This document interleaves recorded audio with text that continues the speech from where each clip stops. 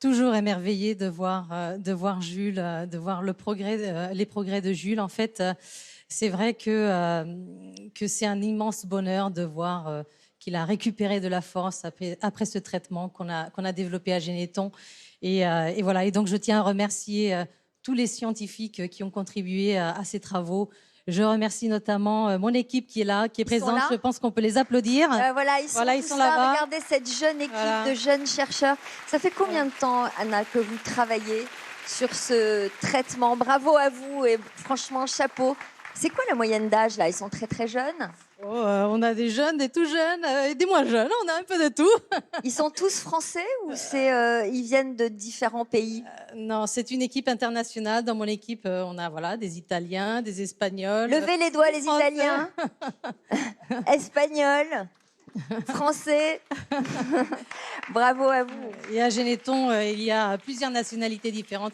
On est vraiment une équipe internationale soudée avec un objectif commun qui est vraiment de trouver des traitements pour ces enfants et pour ces maladies qui sont tellement graves. Voilà, donc en fait... voilà, Est-ce que vous aviez revu Jules? Vous le voyez depuis hier, hein, puisque vous l'avez croisé sur le plateau hier soir, dans la journée. Je vous ai vu très tôt ce matin.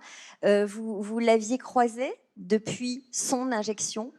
Non, je ne l'avais pas vu, je l'ai vu maintenant, ça fait pas très longtemps, voilà, sur le plateau, et c'est vrai que c'est une émotion immense, en fait, de se rendre compte de l'évolution. En fait, c'était très important pour moi de voir Jules avant et après, pour me rendre compte de ce que fait ce traitement. Et voilà, donc en fait, c'est vraiment, je souhaite tout le bonheur à Jules, à sa famille, vraiment, c'est magnifique. Là, vous travaillez sur d'autres maladies là, en ce moment? Oui, effectivement. Donc, on a appris beaucoup avec Parce ces qu'on dit que ça travaux. fait boule de neige. Quand on a ce genre de victoire, ça fait boule de neige et on trouve plus facilement pour d'autres maladies. Oui, effectivement. En fait, les avancées de certains permettent d'avancer plus rapidement pour les autres travaux. Donc, en fait, c'est vraiment quelque chose qui s'amplifie avec le temps. Nous, par exemple, dans notre équipe, avant, voilà, on a travaillé pendant longtemps sur la myopathie myotubulaire. Maintenant, on travaille sur 5 maladies différentes et on sait qu'on va aller plus vite. Voilà, donc c'est Voilà, ça c'est une accélération. Voilà, ça c'est de l'espoir donné aux parents qui vont aller consulter prochainement et qui disent et nous, et nous, et nous. Et vous, Odile, vous êtes au contact de ces familles et de ces parents. Et on leur dit quoi justement? J'imagine que c'est terrible de ne pas pouvoir leur offrir d'espoir et c'est merveilleux quand on peut leur en offrir. Je crois qu'on n'est jamais sans espoir parce qu'on est comme eux, quelle que soit la situation.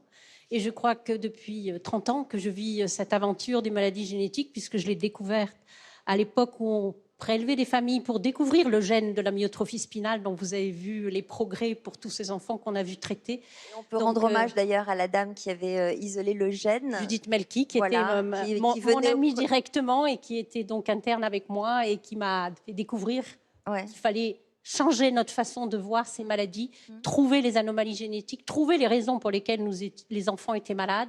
Et bien sûr, le but, c'était de les traiter. Je ne pensais pas faire partie de mon travail de médecin que j'ai aujourd'hui, de ceux qui étaient capables de voir ça. Mais je suis émerveillée. Est-ce que vous mesurez ce qu'elle est en train de dire, cette dame? Ça fait combien de temps que vous exercez ce métier? Ça fait 30 ans que je m'occupe des maladies génétiques. Ça fait 30 ans que vous êtes au contact de ces familles. De ces familles. Et vous êtes en train de nous dire, je ne pensais pas voir ça dans l'exercice de ma profession avant de partir à la retraite. Et je dirais qu'avec Jules, j'ai même passé un autre cap.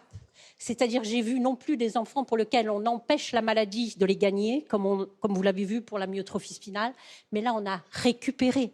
J'ai vu Jules ne pas pouvoir utiliser ses mains pour aller attraper un jeu. Vous avez vu, il est là, il lève ses bras, et puis cette chose extraordinaire qui est l'espèce humaine, c'est-à-dire la capacité à parler. Il est fasciné par ça. On a l'impression qu'il a du temps à rattraper. Mais pendant tout ce temps-là, il a observé tout ça et il sait exactement comment il faut faire, croyez-moi. Et ça, c'est la spécificité vraiment des humains, de savoir observer. Le jour où on peut faire, exécuter, on fait. Et c'est fantastique. Il ne faut donc jamais perdre espoir, quoi qu'il arrive.